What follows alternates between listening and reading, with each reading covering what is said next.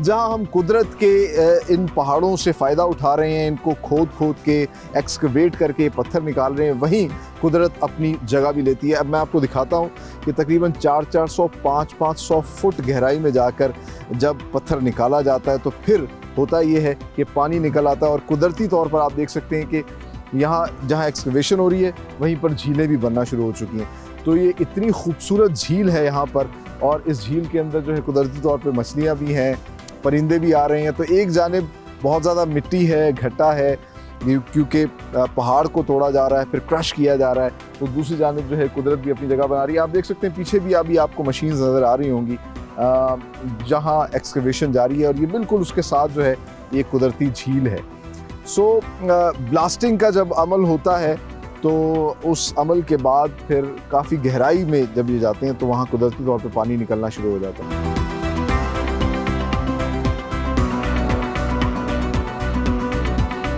सो views, आप मेरे पीछे देख सकते हैं एक पूरी वर्किंग साइट है जहाँ पर काम जारी है।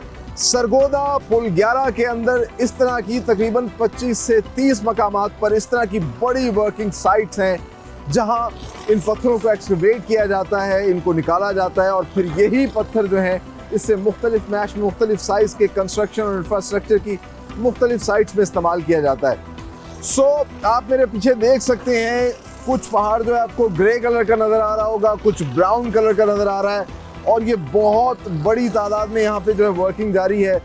ना सिर्फ बड़े बड़े ट्रैक्टर ट्राले जो कि ट्रांसपोर्टेशन के लिए काम आते हैं, नीचे हम देख रहे हैं कि बड़ी बड़ी मशीनरी है जो ना सिर्फ इस पत्थर को तोड़ने में, इसको शिफ्ट करने में, इस तरह की चीज़ों के लिए इस्तेमाल होती है। अच्छा, अभी आपको आवाज़ आ रही होगी, ये ड्रिलिंग की आवाज़ है, और यहाँ पर नीचे लोग जो हैं वो अपने हाथ से ड्रिलिंग कर रहे हैं। ये बड़ी ख़ास किस्म की ड्रिलिंग होती है जो कि माइनिंग के अंदर इस्तेमाल होती है। इसमें काफ़ी नीचे तक जो है वो सुराख किया जाता है, ड्रिल किया जाता है, और फिर उसके अंदर जो है बारूद डाला जाता है, और फिर उस बारूद को डालने के बाद ब्लास्टिंग की जाती है। लेकिन ब्लास्टिंग से पहले इस चीज़ को इंश्योर किया जाता है कि कोई भी शख्स नीचे ना हो। ये तमाम तर गाड़ियाँ, तमाम तर लोगों को यहाँ से निकाल लिया जाता है। एक मखसूस टाइम होता है, बताया जाता है कि इस टाइम पे कोई भी यहाँ नहीं जाएगा, इसको बिल्कुल कॉर्डन ऑफ कर लिया जाता है, और फिर ह्यूमन सेफ्टी को मद्देनजर रखते हुए फिर ब्लास्टिंग का अमल होता है। सो हम आपको वो मनाजिर भी दिखाएंगे किस तरह ब्लास्टिंग होती है, और फिर ये जो पत्थर निकलता है इस पत्थर को शिफ्ट किया जाता है आगे क्रशिंग मशीन्स में। यहाँ पर आपको दो किस्म के पहाड़ नज़र आ रहे होंगे। एक ग्रे, जो ग्रे पत्थर निकलता है ग्रे पहाड़ से, वो ज़्यादा फाइन समझा जाता है कंस्ट्रक्शन के लिए, और मुख्तलिफ़ किस्म की तैयार छतें और जो कंस्ट्रक्शन के लिए मुख्तलिफ प्रोडक्ट्स बनती हैं उनमें इस्तेमाल होता है। जबकि जो ब्राउन कलर का आपको नज़र आ रहा है उससे रोड़ा तैयार होता है जो सड़कों के लिए इस्तेमाल किया जाता है।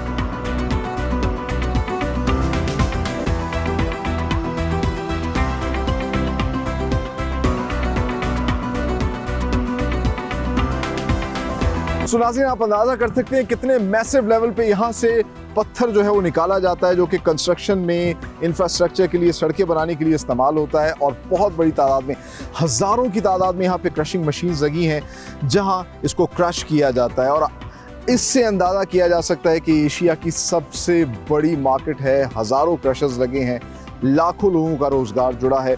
और यहाँ तकरीबन 30 इस तरह की साइट्स हैं जहाँ पर बाकायदा तौर पर पत्थर एक्सकवेट किया जा रहा है। तो आगे हम आपको दिखाते हैं किस तरीके से ये जो पत्थर हैं इनको आगे शिफ्ट किया जाता है। जो पूरी क्रशिंग मार्केट बनी हुई है, हज़ारों क्रशर्स हैं, वो किस तरह इससे फिर मुख्तलिफ़ इक़साम के जो है बजरी बनाते हैं। एक सूजी दाना वाली चीज़ होती है, इसको खाका कहा जाता है, वो बनाई जाती है। और फिर ये सब कंस्ट्रक्शन में कहाँ कहाँ इस्तेमाल होती है, ये तमाम तर चीज़ें भी आपको दिखाते हैं। आइए मेरे साथ।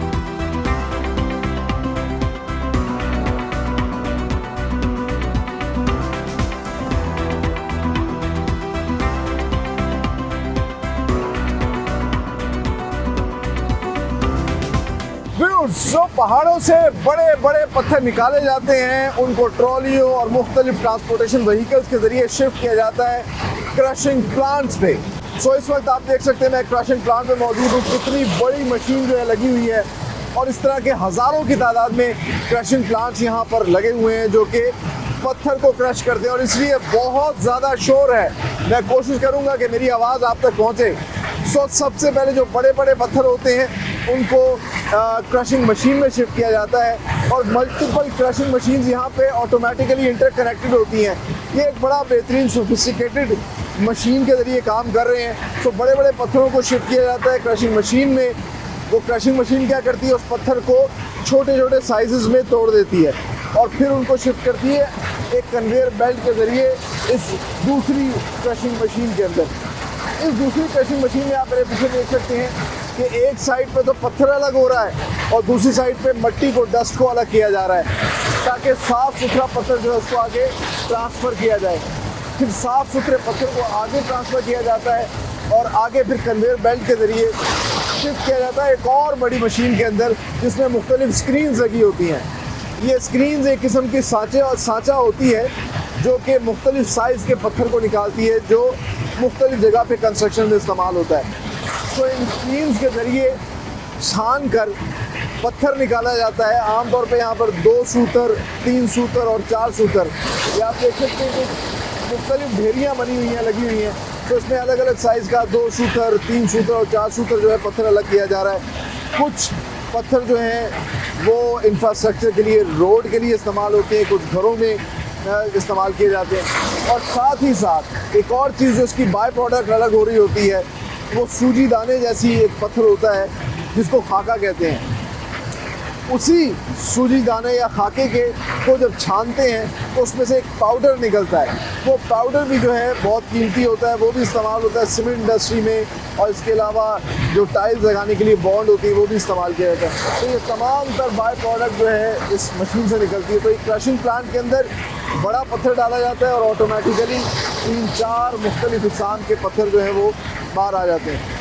आगे चलते हैं, आपको एक डिस्प्ले सेक्शन भी दिखाते हैं और वहाँ पे दिखाते हैं कि यहाँ किस तरह मुख्तलिफ इक़साम के, मुख्तलिफ मैश के जो है पत्थर निकाले जा रहे हैं और वो कहाँ कहाँ इस्तेमाल होते हैं। आइए मेरे साथ।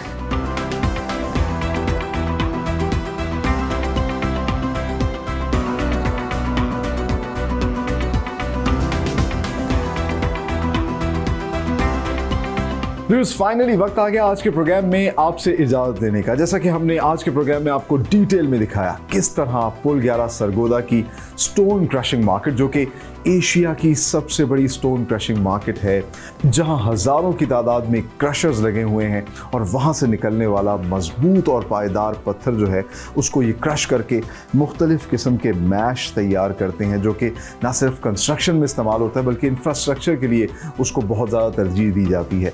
जो लैब से बाकायदा तौर पे अप्रूव किया गया है कि इस पत्थर की जो मजबूती है वो बेमिसाल है। इसीलिए चाहे मोटरवेज हों या एयरपोर्ट के रनवेज हों, तमाम को बनाने के लिए ख़ास तौर पे सरगोदा के इसी पत्थर को तरजीह दी जाती है। और किस तरीके से बड़े बड़े पत्थर को यहाँ पर स्टोन क्रशिंग मशीन्स और प्लांट्स के ज़रिए जो है मुख्तलिफ मैश और मुख्तलिफ साइज़ में जो है वो काटा जाता है, बनाया जाता है। जिस तरह कि ये 4 सूतर है, ये 3 सूतर है और ये 2 सूतर के मुख्तलिफ साइज़ के पत्थर हैं, जो ना सिर्फ इंफ्रास्ट्रक्चर यानी कि सड़कें बनाने के लिए इस्तेमाल होते हैं बल्कि कंस्ट्रक्शन के लिए, लेंटर डालना हो या फिर तैयार छतें हो या फिर अब जो सीमेंट के ब्लॉक्स हैं उन सब के लिए भी ये इस्तेमाल हो रहे हैं। जो ख़ास किस्म के इंटरनेशनल स्टैंडर्ड के ब्लॉक्स होते हैं जो कंस्ट्रक्शन में इस्तेमाल होते हैं, तो उसके लिए भी ये 2 सूतर के जो है मैश इस्तेमाल होती है।